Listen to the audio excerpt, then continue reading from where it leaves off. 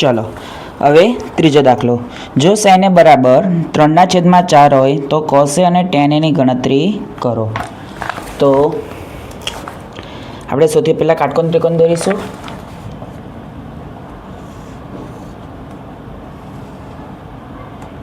A B C चलो ખૂણો બે શું છે કાટખૂણો તો આપણે લખીશું કે ત્રિકોણ ABC માં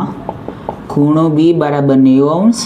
આપણને ખબર છે કે કાટખૂણાની સામેની બાજુ શું કહેવાય કર્ણ કહેવાય તો લખીશું કે માટે AC કર્ણ થશે। હવે આપણને નથી AB ની વેલ્યુ નથી BC ની વેલ્યુ કે નથી AC ની વેલ્યુ આપણી પાસે એક પણ વેલ્યુ નથી। આપણને ખાલી શું આપેલું છે કે sin a બરાબર 3/4 તો આપણે લખીશું sin a બરાબર 3/4 આ પરિણામ નંબર 1। પરંતુ sin a બરાબર હવે sin θ બરાબર સૂત્ર શું છે ખૂણા θની સામેની બાજુ છેદમાં કર્ણ તો a ની સામેની બાજુ કઈ કહેવાય BC છેદમાં કર્ણ AC આ પરિણામ નંબર 2 તો આપણે લખીશું પરિણામ 1 અને 2 પરથી BC upon AC બરાબર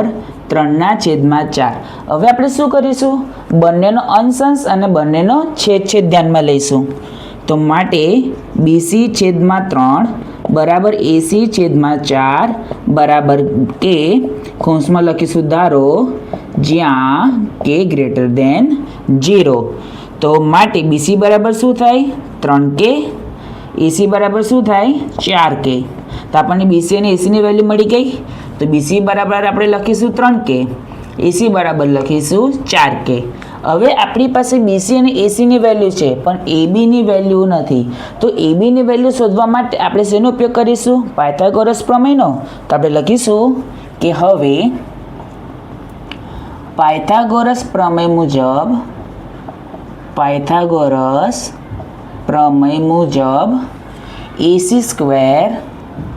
બરાબર AB square plus BC square તો માટે AC 4k આખાનો વર્ગ AB square plus BC 3k આખાનો વર્ગ તો 4 નો વર્ગ શું થાય 16 k નો વર્ગ શું થાય k સ્ક્વેર બરાબર AB સ્ક્વેર વત્તા 3 નો વર્ગ શું થાય 9 k નો વર્ગ k સ્ક્વેર। હવે 9k સ્ક્વેર પ્લસમાં છે તો કઈ જશે માઇનસમાં એટલે 16k square minus 9k square બરાબર AB સ્ક્વેર તો 16 માંથી 9 જાય તો કેટલા રહે 7 તો 7k સ્ક્વેર બરાબર AB સ્ક્વેર તો માટે AB સ્ક્વેર બરાબર 7k સ્ક્વેર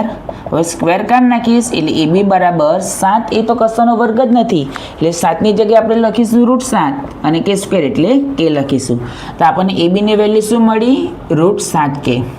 ચલો આપણી પાસે બધાની જ વેલ્યુ છે તો આપણે શું શોધવાનું છે cos a અને tan a ની ગણતરી કરો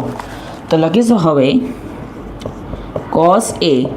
તો cos θ બરાબર સૂત્ર શું છે ખૂણા θની પાસેની બાજુ છેદમાં કર્ણ રાઈટ તો ખૂણો કયો છે a તો a ની પાસેની બાજુ કઈ આવી EB રાઈટ છેદમાં કર્ણ AC તો AB બરાબર કેટલા છે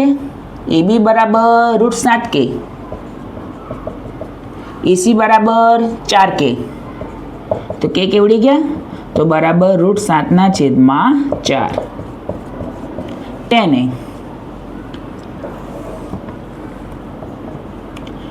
tan θ બરાબર સૂત્ર શું છે ખૂણા θની સામેની બાજુ છેદમાં ખૂણા θની પાસેની બાજુ તો આમાં ખૂણો કયો છે A તો A ની સામેની બાજુ કઈ કહેવાય BC કહેવાય તો આપણે લખીશું BC પાસેની બાજુ તો A ની પાસેની બાજુ કઈ કહેવાય AB કહેવાય તો ચલો BC 3k AB √7k કે કટ તો બરાબર 3/7 આપણને શું મળી ગયું tan a તો આપણે cos અને tan a ફાઇન્ડ કરવાનો હતો તો આપણે કરી કાઢ્યો।